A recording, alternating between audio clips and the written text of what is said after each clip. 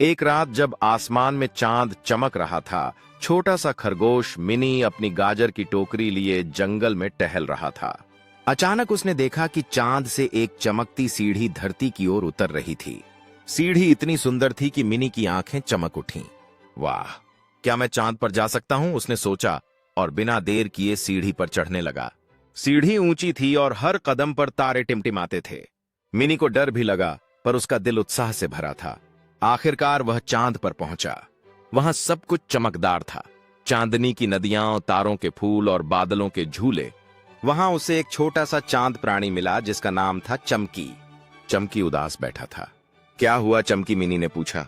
मेरी तारा गेंद गायब हो गई, चमकी ने रुआंसा होकर कहा। वह मेरी सबसे कीमती चीज है, बिना इसके चांद का जादू फीका पड़ रहा है।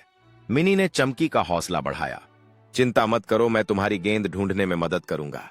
दोनों ने मिलकर चांद के हर कोने की तलाशी शुरू की। वे चांदनी की गुफाओं में गए, तारों के बगीचे में झांका और बादल पहाड़ों पर चढ़े। रास्ते में मिनी को एक चमकता पत्थर दिखा। उसने सोचा शायद यह गेंद हो, पर वह सिर्फ एक साधारण पत्थर था। मिनी निराश हुआ, लेकिन उसने हार नहीं मानी। अचानक चमकी ने एक गहरी खाई की ओर इशारा किया।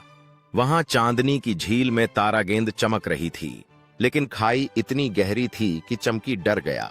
मिनी ने कहा, हम मिलकर इसे निकाल लेंगे। उसने अपनी गाजर की टोकरी से रस्सी बनाई और चमकी के साथ मिलकर गेंद को बाहर निकाला। गेंद जैसे ही चमकी के हाथों में आई, चांद फिर से पहले जैसा चमकने लगा। चमकी ने मिनी को गले लगाया। तुमने मेरा चांद बचा लिया, तुम्हारा साहस और दोस्ती कमाल की है। उसने मिनी को एक छोटा सा तारा दिया जो हमेशा चमकता रहेगा। मिनी सीढ़ी से वापस धरती पर लौटा। उस रात जब वह अपने बिस्तर पर लेटा, तारा उसकी खिड़की के पास टिमटिमा रहा था। मिनी मुस्कुराया और सोचा, साहस और दोस्ती से कोई भी मुश्किल हल की जा सकती है।